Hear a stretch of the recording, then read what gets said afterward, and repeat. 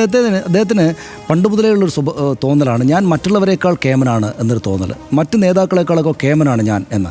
അദ്ദേഹം ഒരുപാട് കാലത്തെ പണിക്ക് ശേഷം വന്നിട്ട് ഇവിടെ രാഷ്ട്രീയത്തിൽ കേരളത്തിൽ കോൺഗ്രസ് ചേർന്നപ്പോൾ അദ്ദേഹം ആദ്യം ഉണ്ടാക്കിയൊരു വിവാദം ഹർഷന് ഓർമ്മയുണ്ടോ? അതായത് ദേശീയ ഗാനം ചൊല്ലുമ്പോൾ ഇങ്ങനെ നെഞ്ചത്ത് കൈവെക്കണം എന്നോ മറ്റോ ഒരു വിവാദം ഉണ്ടാക്കി. എന്ന് വെച്ചാൽ ദേശീയ ഗാനം എത്രയോ കാലമായിട്ട് കോൺഗ്രസ്സുകാരും നാട്ടിലെ ആൾക്കാരൊക്കെ ചൊല്ലുകയാണ്, അവരെല്ലാം അതൊരു രീതി ഉണ്ടാക്കിയിട്ട്. പക്ഷേ ഞാൻ വന്നപ്പോൾ അതിങ്ങനെ പിടിക്കണം എന്ന് അദ്ദേഹം തീരുമാനിച്ചു.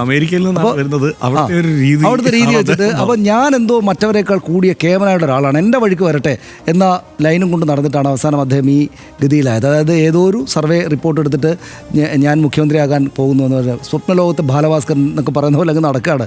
തോറ്റ MLA എന്നതുപോലെ ഒരിക്കലും ഉണ്ടാകാത്തൊരു മുഖ്യമന്ത്രി എന്ന നിലക്കുള്ള സ്വന്തം ഈ ട്രോളുകളൊക്കെ എടുത്ത് ഷെയർ ചെയ്ത് ഇങ്ങനെ സന്തോഷമായിട്ട് മുന്നോട്ട് പോകുന്ന ഒരാളായിട്ട് അദ്ദേഹം അവസാനിച്ച് പോകാനാണ് സാധ്യത എന്നാണ് ഞാൻ വിചാരിക്കുന്നത്.